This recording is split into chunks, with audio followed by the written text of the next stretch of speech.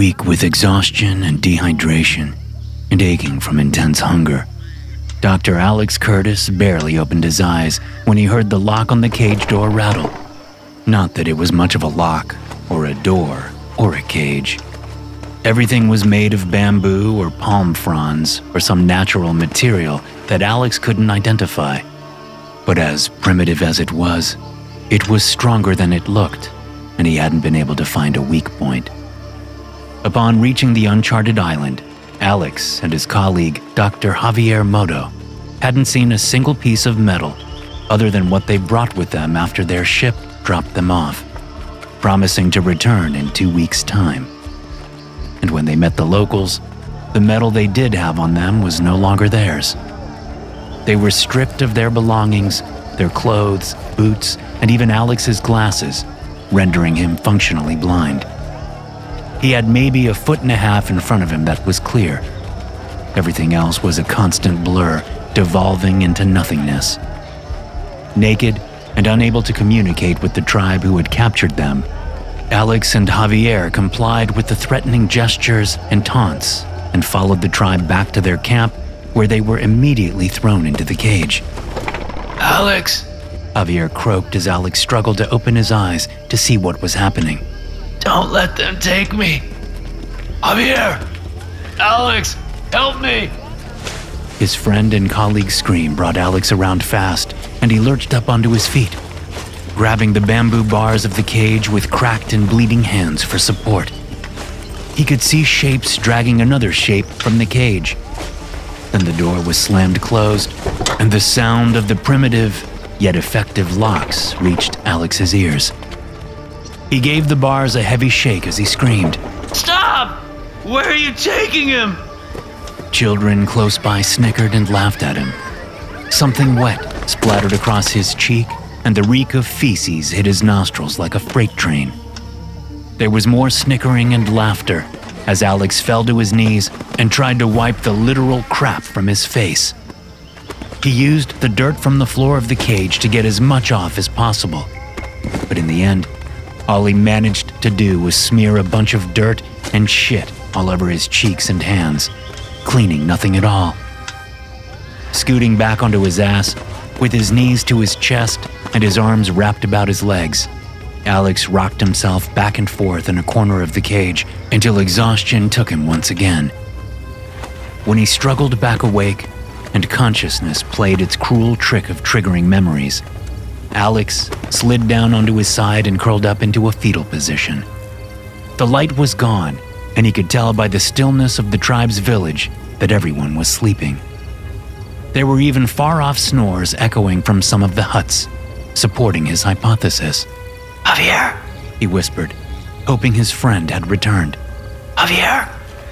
His friend did not answer. Alex held himself tighter while he tried to ignore the stank of shit that wafted off of himself.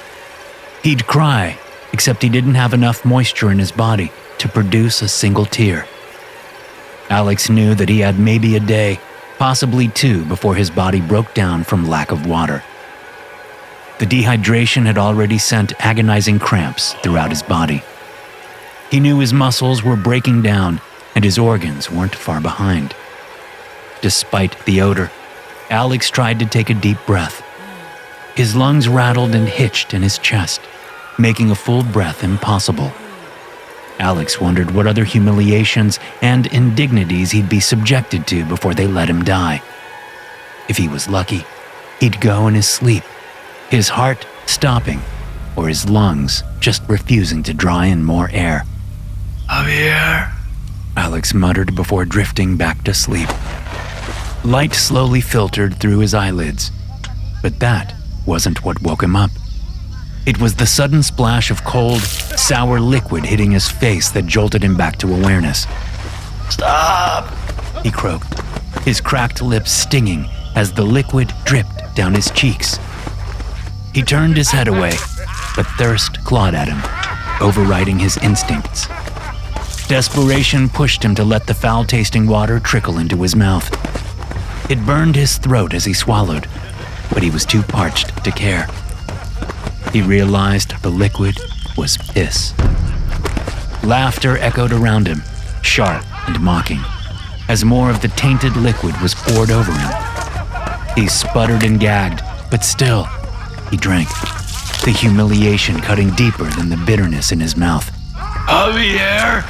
He croaked, squinting against the harsh sun. Javier! Javier! Javier! Children's voices chanted, their taunts ringing in his ears. Another splash hit him, and Alex choked as the rancid water filled his mouth.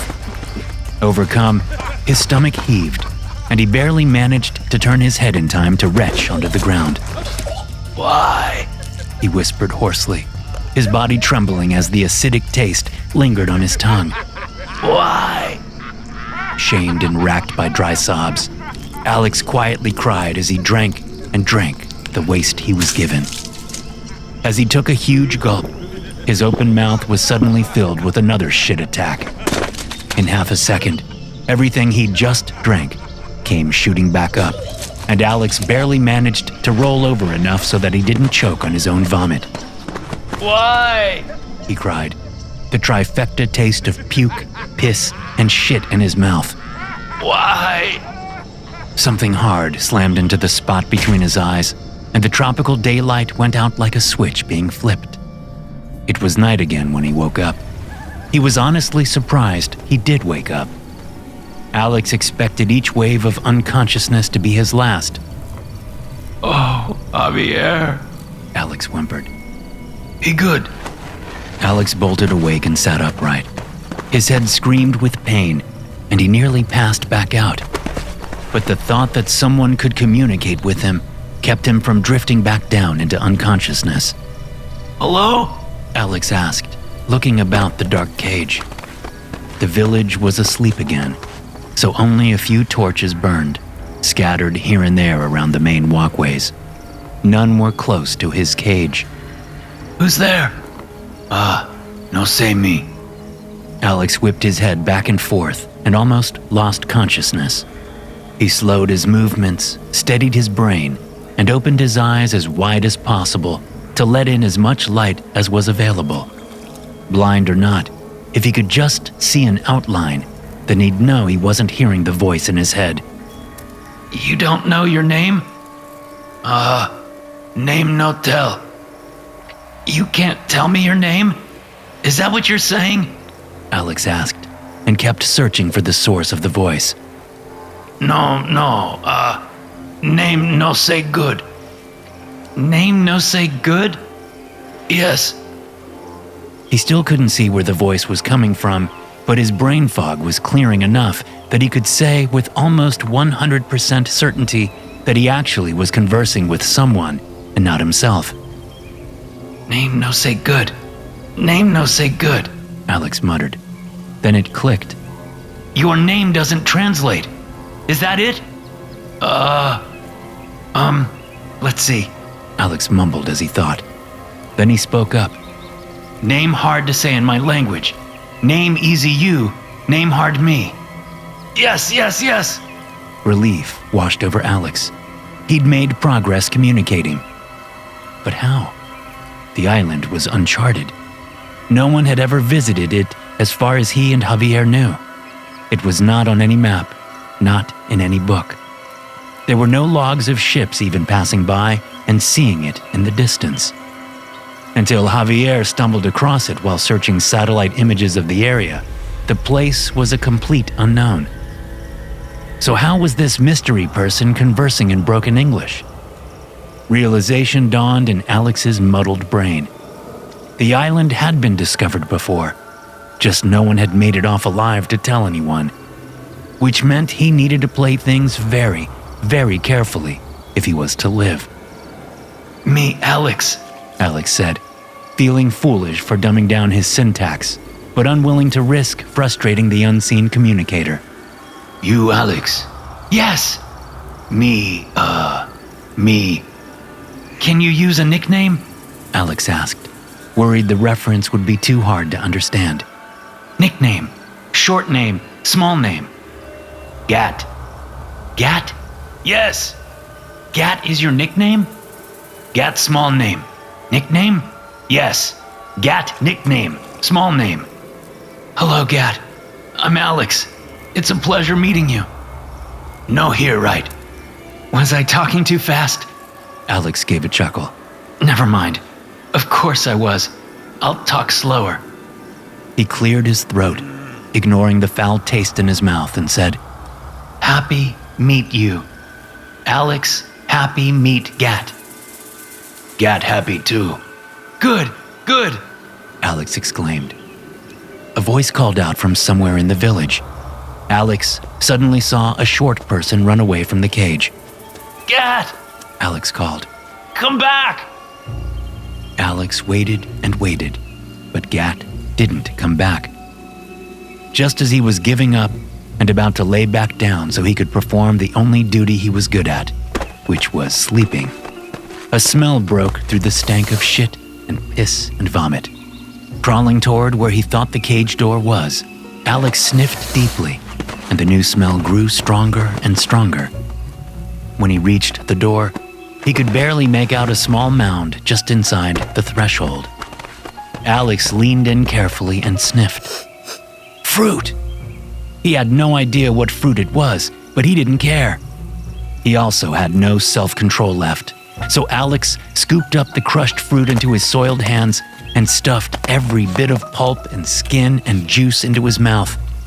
He chewed quickly and swallowed just as fast.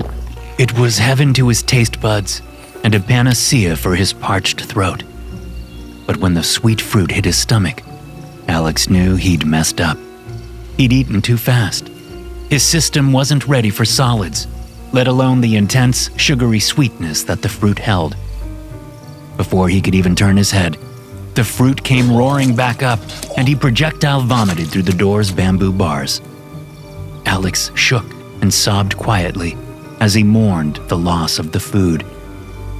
Then a wicked and nasty thought hit him.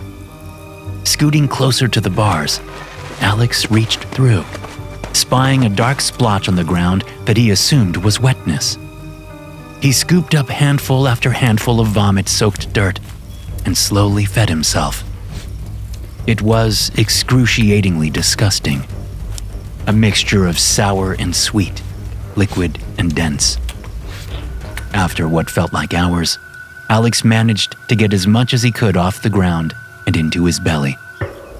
He eased away from the door and slid into his corner, where he rolled himself into a ball and tried to sleep away the memory of what he'd just done. Alex awoke to tropical bird calls and the chatter of the village stirring. The sun wasn't even up over the trees, which surprised Alex.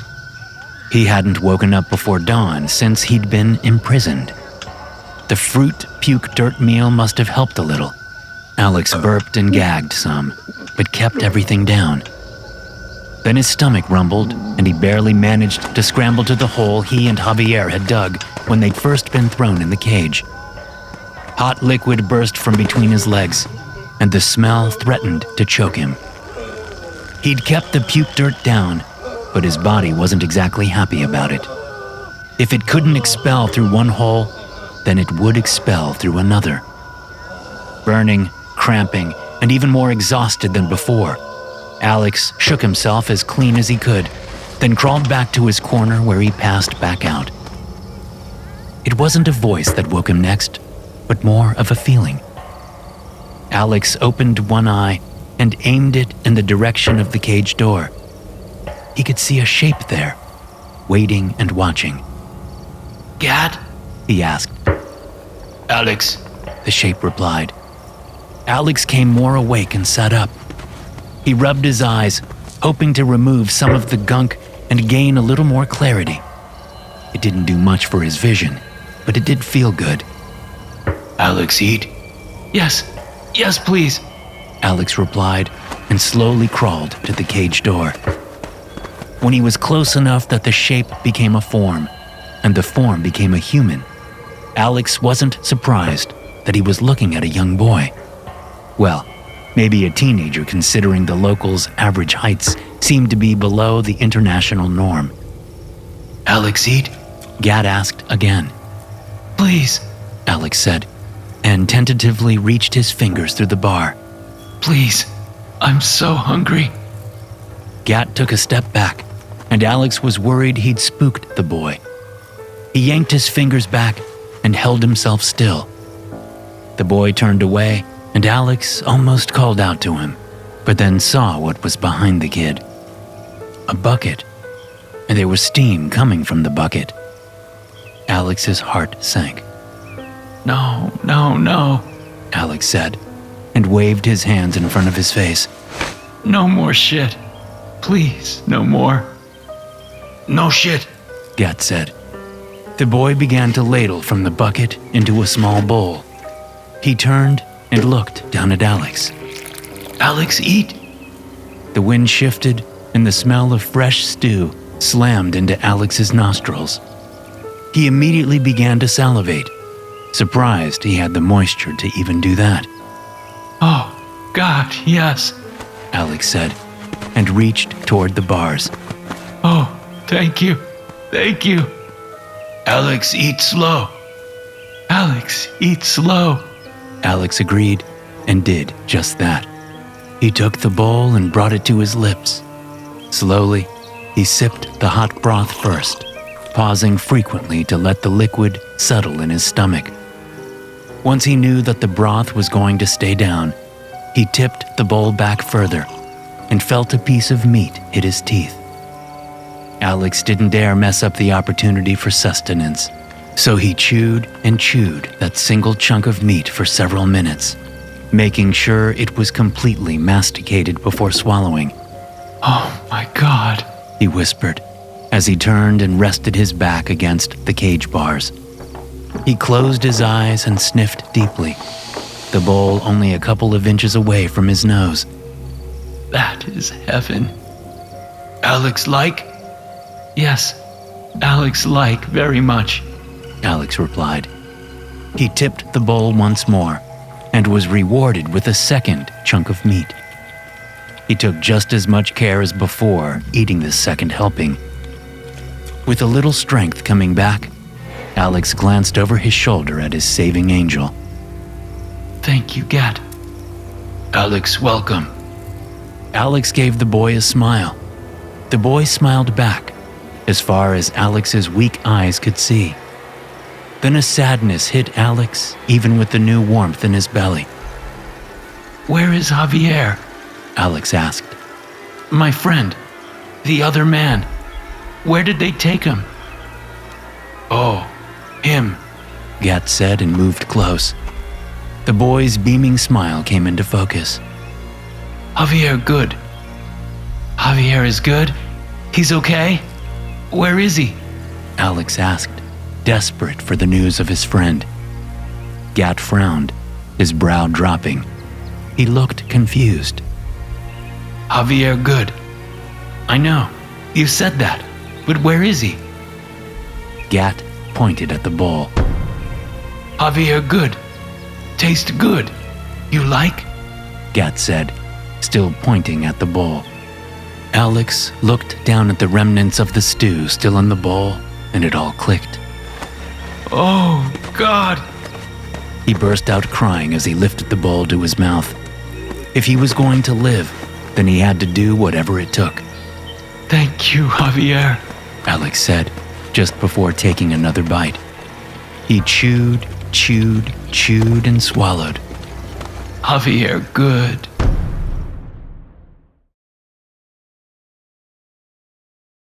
We've got movement on our 6. Nomad says, his eyes locked on the scanner attached to the top of his M4 carbine. Arkle, you got it? I see him. Arkle responds, bringing up the rear of the group as the 4 men slowly march their way through the dense jungle. Looks like curious tag-alongs. They're keeping an even distance. Don't be fooled, Busby says from his point position at the front of the group. they could be the distraction. Should I be worried, Mr. Busby? Mr. Bozeman asks from directly behind Busby. You will get us safely to the beach, yes? That's what you hired us for, Mr. Bozeman.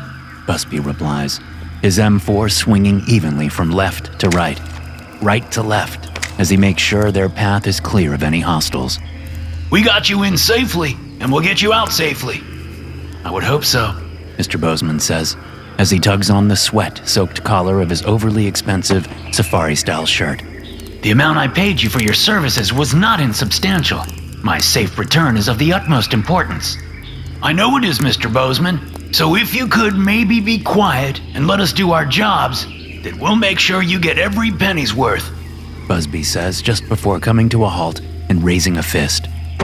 He drops into a crouch, reaching behind him without looking back to pull Mr. Bozeman down into a crouch with him. Arkle and Nomitz follow suit and drop down too. What you seeing, Busby? Nomitz whispers. Not sure. Busby whispers back, his eyes studying the foliage that surrounds them all. Thought I saw movement. Not picking up anything on the scanners. Nomitz says. Our 6 is still clear. Arkle adds. We need to keep moving, Mr. Bozeman says in a loud voice. The ship will not wait forever, Mr. Busby. I have important samples that must be... Be quiet. Busby snaps, keeping his voice low. I will not be spoken to in that tone, Mr. Busby.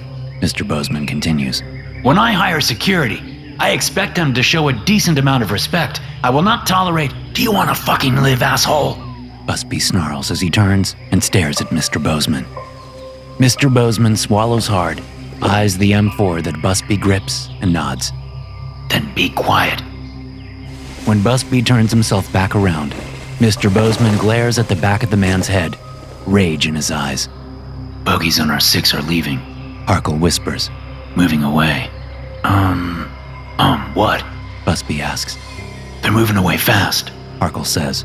Like really fast. Something has them spooked. Nomitz says. Something has me spooked, Busby says. The group wait for a solid minute before Busby shakes his head and stands up, his eyes studying the landscape. Let's keep going, Busby says. Finally, Mr. Bozeman mutters. Busby doesn't respond. His attention is on the path in front of him and any possible danger that may strike. They trudge through the dense jungle, the security operators on high alert. Mr. Bozeman, on the other hand, is only half paying attention to his surroundings.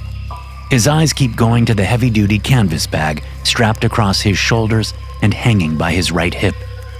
A bag filled with samples of gold, emeralds, and the holy grail of natural resource finds, lithium. The gold deposit he found is enough to fund operations for a century, at least. The emeralds could be just as lucrative. And the lithium? Mr. Bozeman is a rich man. A very rich man.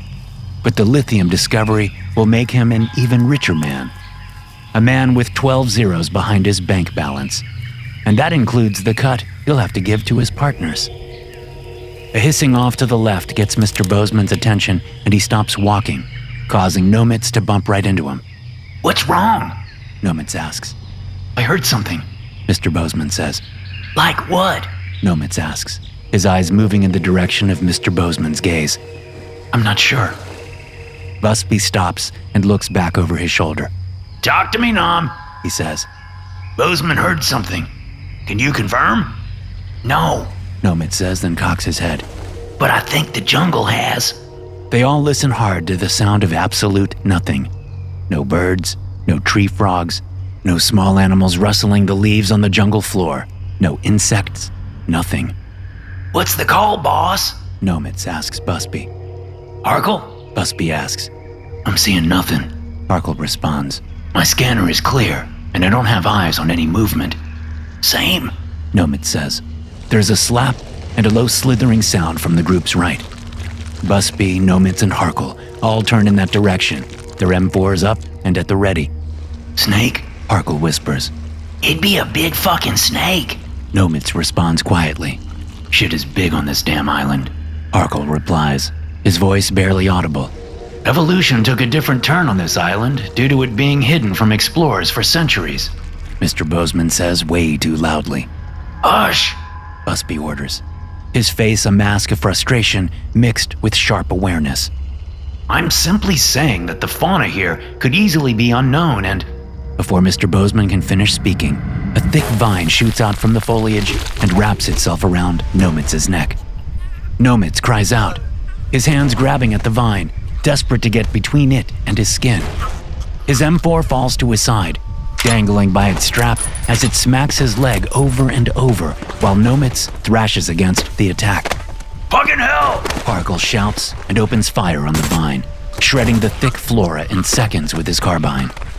Nomitz stumbles backward from the sudden release and lands on his ass, his eyes bulging, his face purple, his hands still desperate to get the vine to uncoil from around his neck, which it refuses to do. What the fuck? Busby shouts and removes his K-bar knife from its sheath. He pushes past Mr. Bozeman and kneels next to Nomitz. Hold on, brother. I got you. Busby says as he slices at the vine. The thing constricts further, and Nomitz's eyes bulge even more. The whites are now fully bloodshot, and the skin on his face looks so tight that it will burst at any second. The fucking thing won't let go. Busby growls as he keeps cutting. Fuck me! Parkle yells and opens fire once again. Mr. Bozeman falls to his knees, then bends over, his hands over his head, his forehead touching the jungle dirt. He screams as the gunfire roars around him. Busby feels wetness splatter his shoulders and the back of his neck, and he risks a quick glance behind him. Shit, he says, and cuts faster as he sees more vines snaking out of the jungle, whipping toward Harkle as the man fires again and again, struggling to keep them back. Mr. Busby! Mr. Bozeman shouts from his crouched position. Get me out of here, Mr. Busby! That is your job! I'm not gonna let my man die, you son of a... Busby shouts, just as Nomitz's head explodes from the pressure. Brain and bone and blood splatter Busby, and he coughs out a hunk of gray matter just before a vine snatches him by the upper part of his left arm. Fuck this! Busby yells and swipes down fast with his knife, slicing through the vine before it can pull him into the jungle. He stabs at what's left of the vine attached to his arm, twists and cuts downward, extracting his arm from the still constricting hunk of flora. Boss! Parkle yells and Busby jumps to his feet, spinning with his M4 up. Parkle has vines tangled around both ankles. The man stares at Busby and starts to yell something just as his feet are pulled out from under him and he's dragged screaming into the jungle's depths. Move, move, move! Busby shouts, yanking Mr. Bozeman to his feet and shoving him in the direction they had been going. Do not stop moving unless I tell you. Mr. Bozeman replies with a terrified squeak as a vine just misses his head. Busby slashes down, severing the vine from its root. He then jumps over the flopping piece as it still tries to grab for him as he and Mr. Bozeman flee. Help! Mr. Bozeman shouts when a vine snatches his bag and yanks him off his feet. Busby doesn't miss a step. He leans down, cuts the bag strap, and pulls Mr. Bozeman back up, all in one smooth motion. The samples! Mr. Bozeman screeches. Fuck the samples! Busby yells, pushing Mr. Bozeman along. I need those! Mr. Bozeman yells, and actually tries to turn around to retrieve his lost bag. No, you fucking don't! Busby yells and spins Mr. Bozeman back in the correct direction, giving him a hard push in the small of his back. You can't do shit with them if you're fucking dead, asshole! Busby keeps pushing Mr. Bozeman through the jungle. He shoves his head down as a vine whips past. He pulls him to the right as a vine drops from above. He brings the man to a full stop when a wall of vines appears right before them both. This way, Busby says, and drags Mr. Bozeman to the right, off the animal path they'd been following and directly into the thick jungle. Where are we going? Away from here, Busby replies, keeping the older man moving along. The noise of the pursuing vines fills the jungle, but Busby focuses on their way forward. Bright light is ahead and Busby shouts, Do not slow down! Do you hear me? Do not slow down! What do you mean? Mr. Bozeman exclaims. Why would I slow? The man screams as he breaks from the jungle and is suddenly airborne. Busby is right behind him as both men fall off the edge of the steep cliff that borders that side of the jungle. When Busby hits the water below, he unstraps his M4 and lets it fall to the river bottom. He spins himself this way and that way until he spots the flailing form of Mr. Bozeman. With powerful strokes, Busby swims to his client, wraps an arm under the man's armpits, and kicks hard to the surface. They break free of the water's surface, each taking a huge gulp of air. Busby keeps a hold of Mr. Bozeman and swims them to the bank. We need to get out of the water, Busby says, scrambling up the bank. He turns, and Mr. Bozeman is only laying there. Get the fuck up! Let me catch my breath. Sure, no problem. Busby says, just as he grabs the man by the shoulders and yanks him across the muddy bank and up to solid dirt. I'm sure the Crocs on this island would love for you to hang out. Crocs? Crocs, Busby says, and points to several webbed footprints in the riverbank's mud. Busby looks up at the sky, studying the angle of the sun. Come on, this way. Where are we going? The beach and our raft, Busby says. Unless you want to stay here. I do not. Busby pulls a .45 semi-automatic handgun from the holster on his hip. He shakes some of the water away and pulls back the slide, chambering around. Will it even fire? It's never let me down yet. Yes, but it's wet. Will it? It'll fucking fire. Busby snarls. Get to jogging, Mr. Bozeman. We're almost free of this hell. Mr. Bozeman eyes the handgun, then nods, turns, and starts jogging in the direction Busby is pointing. The jungle is thick, but not as thick as it was when the vines attacked. Soon it becomes sparser and sparser, as the distant sound of waves crashing on sand begins to take over the close-up jungle sounds. When the two men reach a patch of low-lying palms, Busby grabs Mr. Bozeman's shoulder and stops him. Get down, He hisses, and yanks the man to his knees behind the branches. What is it? We're not alone, Busby says. There were 4 men, all armed, standing next to the raft. There were? How? No one knows we even found this island. The ship's captain must have called someone. I'm guessing you got cheap and didn't pay the man as much as he would have liked. He was paid the appropriate amount for the work he was contracted to do, which obviously wasn't enough. He rubs his face and sighs. All right, I have a plan. Busby says. I think I can get us out of this. How do you plan to do that? Busby leans to the side and racks the gun's slide again, then ejects the magazine. He grunts and slaps a new magazine into the gun, then racks the slide once more. Hollow points, He says, and offers the gun to Mr. Bozeman. If my plan doesn't work and they come toward you, just point and fire until it's empty, then run like hell. Mr. Bozeman eyes the gun, then takes it quickly. What will you do? Busby turns his head and peers through the palm fronds at the distant shapes of the men on the beach, standing next to the Zodiac raft he and his team used to bring Mr. Bozeman ashore.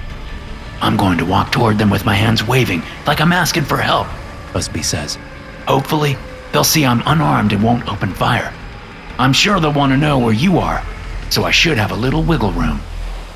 Wiggle room for what? I'll still have my knife. Then the cold steel of the .45 is pressed to his temple. I would like you to hand me the knife too, Mr. Busby, Mr. Bozeman says. Are you fucking kidding me? Busby asks, without moving a muscle. I'm afraid so, Mr. Bozeman says. Unfortunately, the discovery of this island must remain secret. You know the riches it possesses. The knowledge cannot get out. I'm not gonna say a word, asshole, Busby replies. You paid me to keep you alive and to keep my mouth shut. I am sorry, Mr. Bozeman says, his finger on the trigger. I'm just not a trusting man, and we are talking trillions of dollars in profit.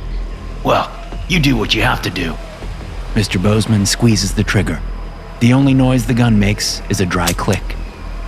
Busby spins on Mr. Bozeman and slides his knife blade up through the soft flesh under Mr. Bozeman's chin, up through his mouth and into his brain. Busby stares the man in his eyes as the life leaves him.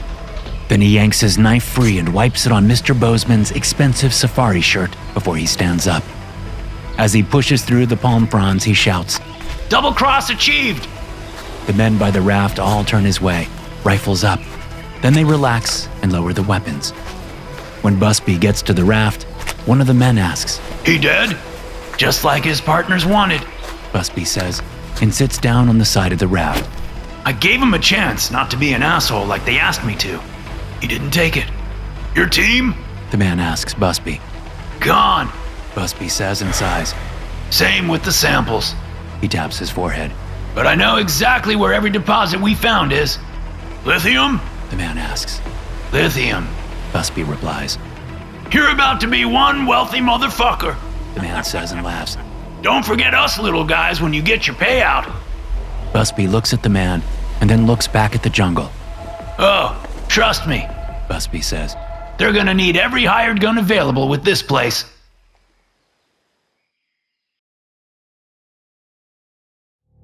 So explain to me again how an entire island can be hidden? Mitchell asked as he stood at the ship's railing, staring out at the empty ocean. Angelina bumped his hip with hers and leaned her head on his shoulder. Don't worry about it, she said. It's not as mysterious as you think.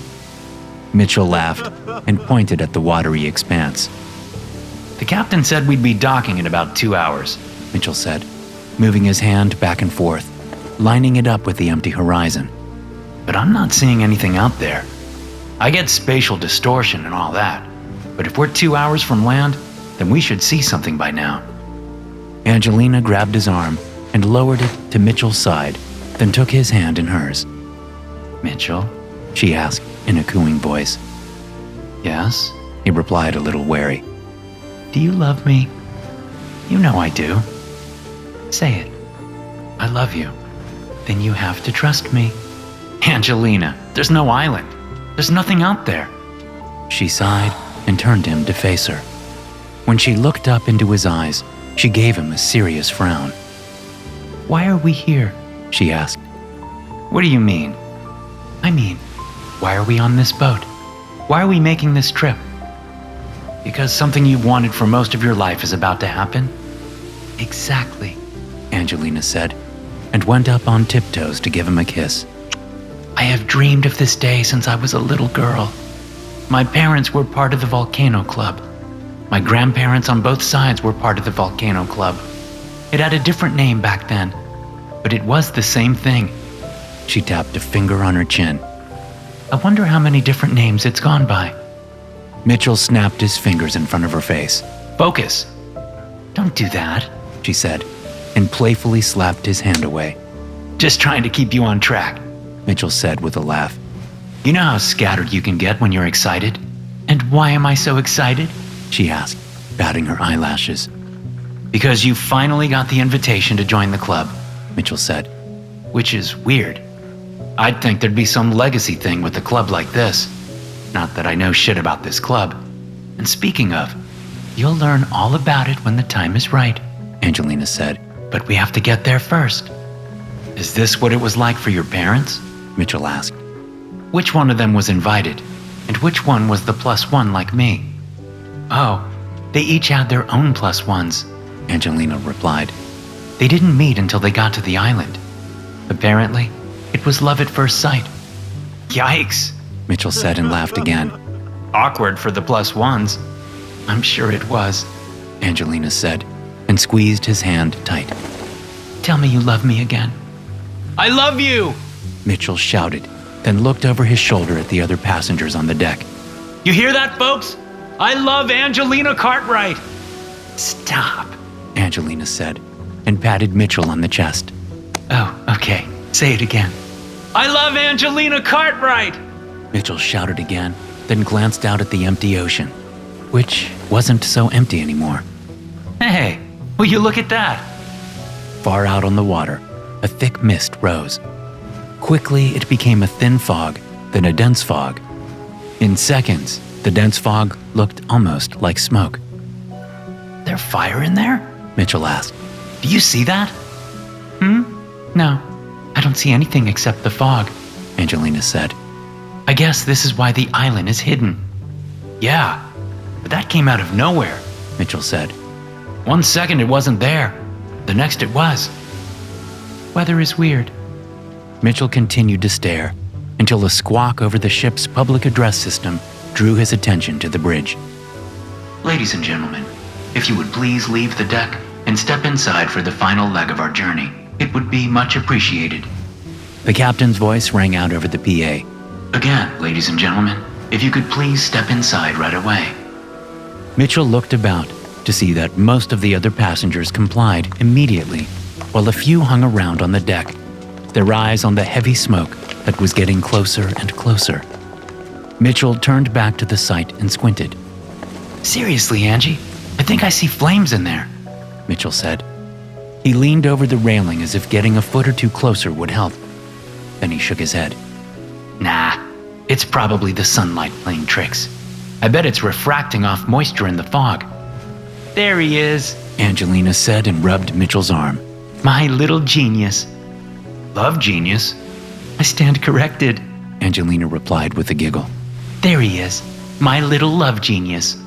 And not so little, Mitchell added. Okay, don't push it, tough guy, Angelina said, and pulled him by the hand toward the closest door. Let's get inside. Don't want to upset the captain and get a black mark before I'm even in the club. Before we're in the club, you mean, Mitchell said. Unless you're planning on ditching me when we get there because you see your soulmate. Don't you dare do me dirty like your parents did to their plus ones, Angelina Cartwright. Sometimes my love genius thinks too much, Angelina said, and opened the door for them. In you go, my little overthinker. How many nicknames are you going to give me today? Mitchell asked with a laugh and stepped inside the ship. When the ship docked, Mitchell was surprised by how dazzling bright and blue the water in the bay was. It was as if glass had been liquefied and poured over golden sand. When the ship went through the fog, Mitchell expected them to come out the other side into some gray, cloudy bay with ominous storm clouds and palm trees bent sideways from gale winds. Mitchell could have sworn he had heard thunder as the ship slipped through the fog. Wow, this is gorgeous, Mitchell said. And the whole island is owned by the club? Lock, stock, and barrel. Lock, stock, and what? Just something my parents and grandparents would say, Angelina replied. You haven't heard that saying before? Maybe. Wasn't there some movie called that? Probably, yeah. The PA squawked again. Ladies and gentlemen, welcome to the Island of Desire, the captain announced. For those members who have been here before, you may disembark first. Your porters will show you to your bungalows. For those of you who this is your first time on Desire, please disembark and wait on the dock. Denny will be along shortly to get you checked in and direct you to your rooms. Rooms? Mitchell asked. We don't get bungalows? Those are only for current members, Angelina said. I've got to be sworn in first before I get bungalow privileges. Before we get bungalow privileges, Mitchell said. And what's this about the island being called Desire? This isn't some swingers club, is it? I mean, that's what you're into. I wish we'd talked about it before we got here. It's not a swingers club, Angelina replied. It's just that the island has power. When you are inducted into the club, some of that power becomes a part of you. You are tied to the island forever. And it's said that when you take that power home with you, your desires come true. Oh, so no desires on the island, just off the island? Mitchell said and wrapped Angelina in his arms. Bummer. I was looking forward to desire on the island. Angelina smushed herself into Mitchell's embrace without saying anything. Mitchell kissed the top of her head, then looked at the island, studying its gorgeous landscape. Damn, there really is a volcano, huh? He said. What's its name? Take a guess. No. Yes. Seriously? Yup. The volcano is called Desire, too. How old is this club? Centuries old, I think. And they couldn't think up two names, one for the island and one for the volcano? Simpler times back then. I guess so. When the passengers who were current members had disembarked, the remainder looked about at each other. Then one by one, the invitees took their plus ones' hands and led them down the gangplank to the dock. Time to go, my little love genius. Ready and willing, Mitchell said and smiled as he and Angelina walked hand in hand down to the dock to join the others. A young man in his mid-30s, dressed in resort whites and holding a clipboard, waited for them all. He turned a huge, white-toothed grin at each person and nodded once. Greetings, pledges, and plus ones, he said. It is my honor to welcome you to the Island of Desire, the home of the goddess Hainori. May all your dreams come true, and may prosperity be your forever future. I like the sound of that, Mitchell whispered in Angelina's ear. The young man fixed his eyes on Mitchell and stared hard. Sorry, Mitchell said after a couple of uncomfortable seconds. I was just playing around. Of course, the young man said. He cleared his throat and patted his chest. I'm Denny. I am your concierge during your stay here. If you need anything, just pick up the phone in your room and ask for Denny. I'll respond immediately. Mitchell raised his hand. Stop. Angelina hissed and grabbed his wrist, yanking his hand down. Sorry. Denny gave him one more second's worth of the hard stare, then addressed the crowd. Your baggage is being delivered to your rooms as we speak. If you will step up to me when I call your name, I'll give you your room number and your key. Denny started calling off names in alphabetical order. With her last name in the C's, Angelina was called fifth. Sorry about being a pain in the butt. Mitchell said to Denny when he and Angelina stepped forward. I'm just excited for this trip. As you should be. Denny said. He gave Angelina a single metal key that looked like it was from the 1950s. The plastic key fob was covered in starbursts with the room number in a font straight out of the mid-century modern style book. No key for me? Mitchell asked. Oh, you won't need one, Denny said. Plus ones will be by their pledges side until the very end. Sounds a little codependent, don't you think? Mitchell joked. Baby, stop, Angelina said. Let the man do his job. He's very busy. It's a busy day, Denny said. Enjoy your stay, Miss Cartwright. Your evening attire is in your room. He eyed Mitchell. As is yours, sir. Evening attire? Fancy, Mitchell said. But I thought ahead and brought my tux. I had it fitted just last week. Good for you, sir, Denny replied. But tonight's attire is not black and white. Further instructions will be waiting for you in your room. Cool, thanks, Mitchell said. Thank you, Angelina said to Denny, and it sounded almost like an apology. By the time Mitchell and Angelina reached their room, Angelina's mood had changed considerably. What's wrong? Mitchell asked after closing the door behind them. You're being a lot, Mitchell, Angelina said as she stripped off her shirt and slid out of her shorts. This is a big deal for me, and I can't have you blow it by being too much. Oh, shit, babe. I'm sorry, Mitchell said and moved toward her. She waved him off as she took off her bra and panties. I'm taking a shower, she said. I'll join you, Mitchell replied with a hip shake. No, you relax, she said. I just feel grungy after the trip. She pointed to a side table that had 2 bundles wrapped in brown paper and tied with thick twine. You go ahead and get dressed. I'll be out in a second. Angelina stepped over to the side table and picked up the bundle with her name on it, then hurried off to the bathroom, closing the door behind her. Mitchell stood there, a little confused. Okay, he said, and went to the side table. He picked up his bundle, turned it this way and that way, then set it back down and undid the twine. When he unwrapped the paper, he was surprised by what he found. Okay, he said as he lifted up what looked like a thin linen caftan of pure white. A note tumbled to the floor and he picked it up. Please dress yourself in this tonight, Mr. Donahue, the note read. Nothing else. Do not wear undergarments. Thank you. What the hell? Mitchell muttered. He carried the caftan to the bathroom door and knocked. Hey, babe, did your package have a note in it? There was no answer. Only the sound of the shower running. Mitchell put his ear to the door and listened. Babe? He thought maybe he heard crying. Mitchell tried the doorknob. It was locked. The shower turned off, and Mitchell took a step back and waited. After a few minutes, the door opened, and Angelina stepped out, her body draped in a black version of the caftan Mitchell held. Hers was thin linen also, thin enough that the parts of her body that pressed against it were easy to recognize. Damn, Mitchell said. We should order in tonight. You look incredible. Angelina stared at him without saying a word. What? Mitchell asked, then looked at the white caftan in his hands. Oh, right. He stripped down as Angelina watched, then slid the caftan over his head. You like? He asked, doing a playful little turn. Yes, she said, and moved over to him, pressing herself against his body. Thank you. For what? He asked. Everything, she said and gave him a quick kiss. I really do love you. A horn sounded from somewhere outside, and Mitchell frowned. Was that an actual conch blowing? He asked and laughed. This place has it all. Come on, Angelina said, and took him by the hand, leading him to the door. It's time for dinner. How do you know that?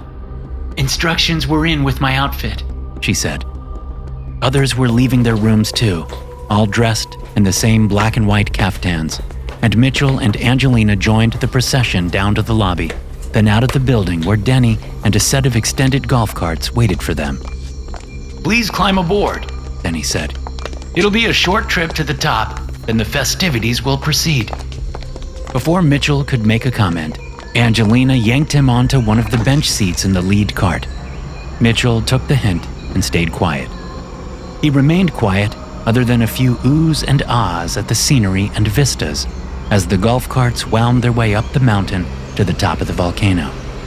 This is amazing. Mitchell whispered into Angelina's ear. He looked around. Where's everyone else? I only see new folks. If the pledges could take their +1s to the observation deck, that would be great, Denny said when all carts were present and unloaded. Angelina led Mitchell to the observation deck that hung directly over the dormant volcano. Except when Mitchell looked down into the caldera, he didn't think it was so dormant. He could swear he saw glowing magma far below. Is this safe? He asked Angelina as she let go of his hand and stepped back off the observation deck to stand with the other pledges. She didn't say a word to him. Mitchell glanced at the +1 next to him, a beautiful young woman with almond eyes and dark skin. Secret clubs, am I right? He said out of the corner of his mouth. +1s, Denny said in a loud voice. The pledges thank you. Thank you. The pledges, including Angelina, said in unison. They love you, Denny continued. We love you. The pledges echoed. May your sacrifice bring nothing but what the pledges desire in their lives from this moment forward, Denny said. We give to the goddess Hainori so we may prosper, The pledges shouted. A bad feeling hit Mitchell in the gut. Angelina? He asked, just as the observation deck vibrated, shifted, then dropped out from under him and the other pledges. As Mitchell fell into the caldera, he felt the heat below him grow and grow. The volcano was definitely not dormant. Thanks for watching. Be sure to subscribe and smash that like button to get notified every time I upload a new video. You can also check out some more of my animated horror stories right here.